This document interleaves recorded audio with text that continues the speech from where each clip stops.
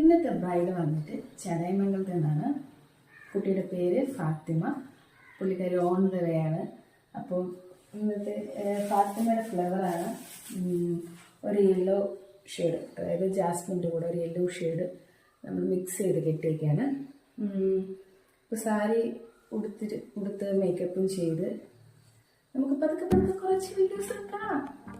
അപ്പം So love me like you do, la la, love me like you do. Let me love you. About it when I see you again.